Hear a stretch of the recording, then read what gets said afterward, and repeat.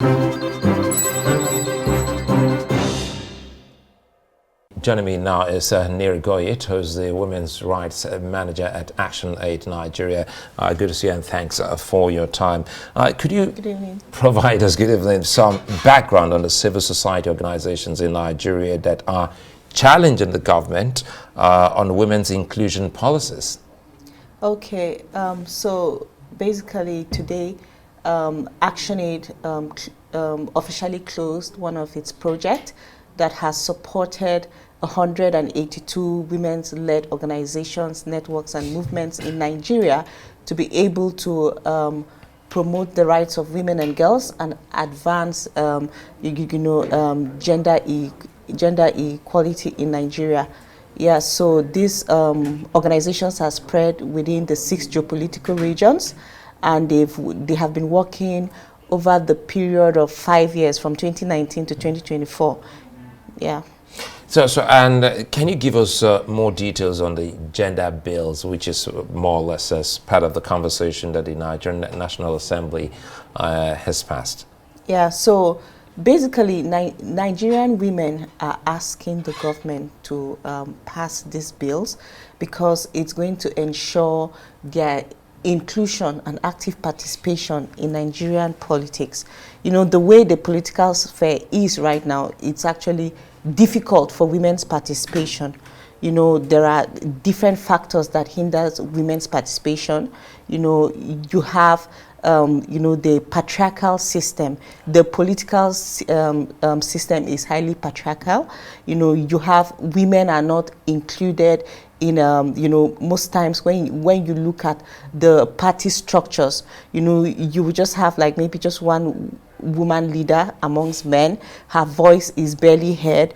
You know, when it comes to number of women even contesting elections, you know, the tickets are very expensive. A lot of them are not economically empowered to be able to afford all those. So looking at the political environment is still not very friendly towards women. So that's why Nigerian women are pushing, you know, for special seats for women, you know, for passing of legislations that will encourage women's participation, you know, in the political sphere. You know, as we wait for legislation, are there programs or initiatives that will help bridge this gap?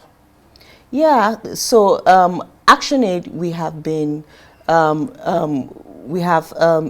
executed a number of programs in partnership with the government, like for instance the Women's Voice and Leadership Nigeria project, where I just told you that we've supported 182 women-led organizations, networks, and movements. They have conducted several interventions. They've done lots of advocacies, capacity building for legislators, you know, around women and gender issues and why women need to participate, because women's voices, you know, need to be heard, you know, on women's issues. You know, Nigeria is made up of men and women. You know, it's difficult for male legislators to be able to take decisions or make laws that pertain the lives of women and girls, because like the saying goes, he who wears the shoes knows where it hurts most. So we need women seated on that table to be able to participate in these legislations.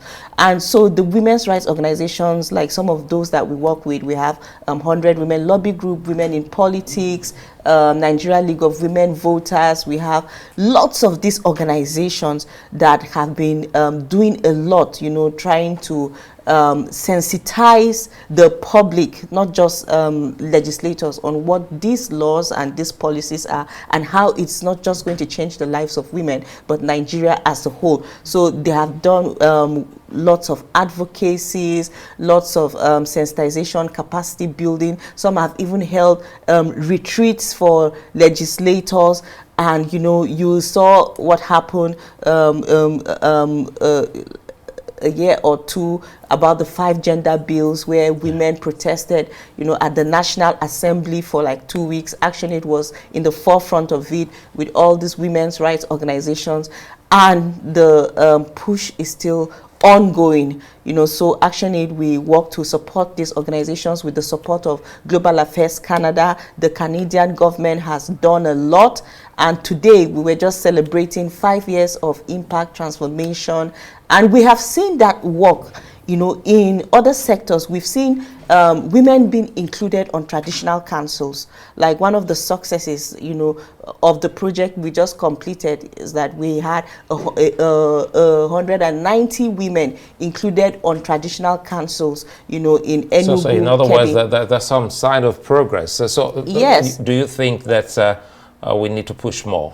Yes, because the traditional leaders who have included these women have testified how, the different, gender perspectives have strengthened their traditional council. Them having women on those cabinets are helping them to make better decisions. They are beginning to see, when decisions are made, women are able to translate, those decisions to other women in the communities, and that is helping, their leadership as a whole. So if that can work at the community level, then it's definitely going to be better if we have more women, in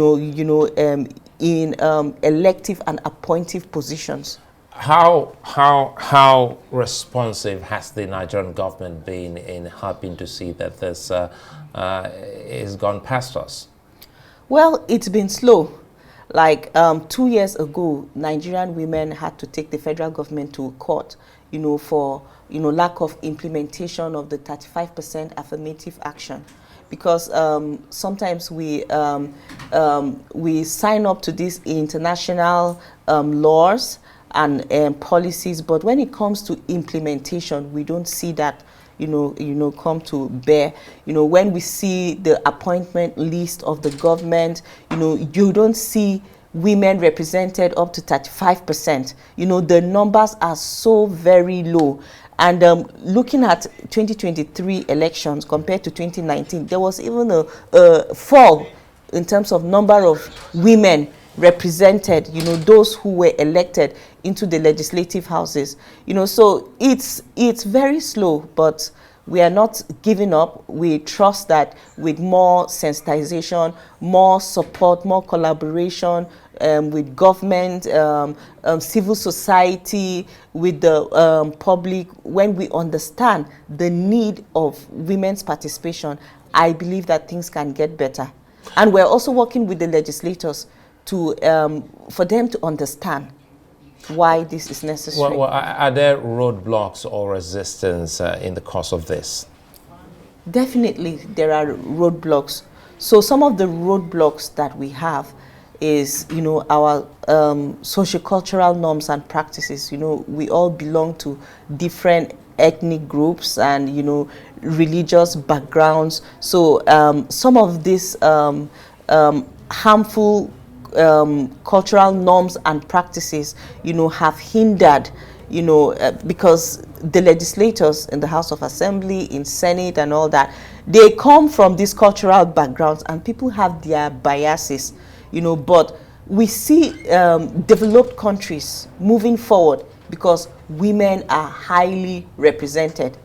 We see like the United States now, we have a female presidential candidate, things are moving forward. So Nigeria being the giant of Africa, we need to see change, in the way that we do things. I see how that excites you. So better. quickly, let's see if we can close on this. What would meaningful progress on women's inclusion look like in Nigeria? Meaningful progress, first of all, is that we get those legislations passed.